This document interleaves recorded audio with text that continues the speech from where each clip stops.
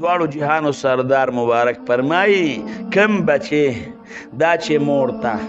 د شفقت او د محبت په نظر باندې وګوري رب العالمین په د حج په برابر ثواب ورکړي لکه حج چې کړي صحابه وی د الله رسول که درودې څوک سل درم ورته ګوري وی بالکل ته به په کتو ستړی شي رب العالمین په ثوابونو ورکولو باندې نه ستړی کېږي خو کم در یوسف احمد مور چې ورته وګوري کم در یوسف احمد پلار چې ورته وګوري د ما پلار خو مړ دی که نه د ما مور خو مړه ده که نه قسم په الله ما ته هغه وخت را یاد شي چې زه به رالم نو چې سهار به چې مدرسې ته تلم مور له به ورلم مورې مدرسې ته ځم مورې دعا راته کوه زه به چې الله دې مل شه نو چې رابلو مور ته به ورتا شو مور به په تخته پوش باندې ناسته وه نو د دواړو جهانو سردار مبارک فرمایي وی چې تا ډېره غټه ګناه کړې نو مور له ورشه مور به د دعا وکړي نو الله به د مور په دعا باندې هغه ګناه معاف کړي نو په دنیا کې څوک داسې دی چې ګناه یې نه ده کړې بغیر د پیغمبرانو نه نو زه به رالم نو مور ته به په مصله به په تخته پوش باندې کېناسته مورجانې څنګه هغې به وي بچې ته څنګه ما وې ښیمه یې بچې چې تاسو ښه یې نو زه هم ښه یم چې تاسو ښه یې زه هم ښه یم ما به ورته مورې ما ته دعا وکړه چې الله زما ګناه معاف کړي ما ته ویل الله دې بچې ټول ګناهونه معاف کړه ما ته به وي بچې زه درته د مال او د دولت دعاګانې یم کوم ما یې مورې هر وخت به یې راته وې ما یې مورې چته راته د مال دولت او د مال نه دي ویلې ما وی تا ته زه به دغه خبره کوم چې الله پاک مې وبخي الله زما ګناهونه معاف کړي وی بچې کوم درته وی چې ته راته وې نو وی دې نور وروڼو ته دې هم کوم ده ما یې مورې ګورې زه د کشر زوی ما ته ډېرې دعاګانې کوه نو اوس مور کم ده چې زه ورته په تخته پوش کښېنم او په مصله باندې کښېنم مور خو به تلاړه مړه شوه که نه مور کم ده مور شته که زه ډېره موسو کم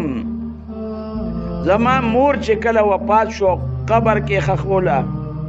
دقه شان د قبر په غاړه ولاړو ما ډېر زیات جړلي دي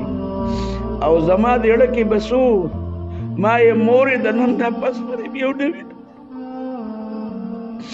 مورې د نن نه پس به زه بیا پلار چې کله وفات شو او پلار پسې مې تبې کې دغه کېښود تورې به ورچولې ما یې بیا به یې ونوي داخلي دي داخلي مور چې وفات شي یا کم ده چاله ورسه زه چې به بیمار وم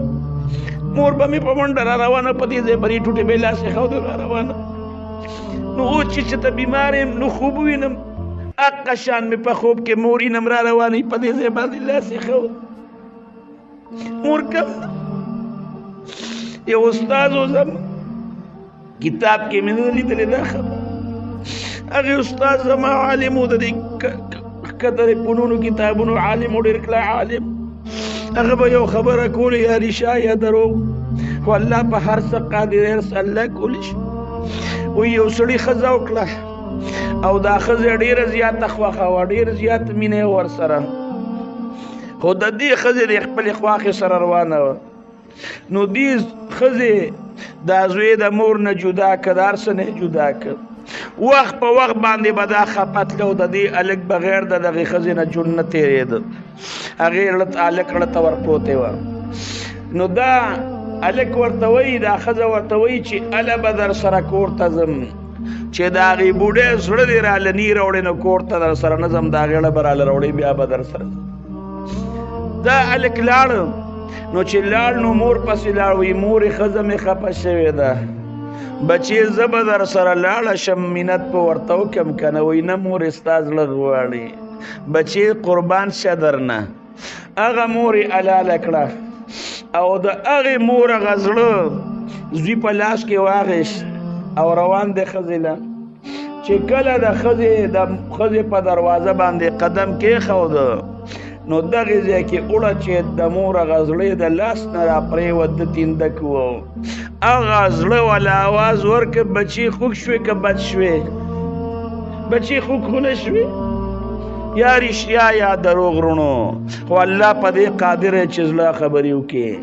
د مور دغه حال دی ده مور د بچی نه خپه کېږي ته که دا مور وې که ته ټکې که ته ستغې او که ته سپورې وې دا بوی الله زما بچی له جون ورکه د الله زما د بچی زندگی د خوشحالو که مور ګورې بیا نشي راتلی مور د مور او د پلار د دعا دروازې که در باندې بندې شوې دا به در باندې ټول عمر بندي ګورې دا چا مور چې جمدی د مور نه دعاګانې والی ګورې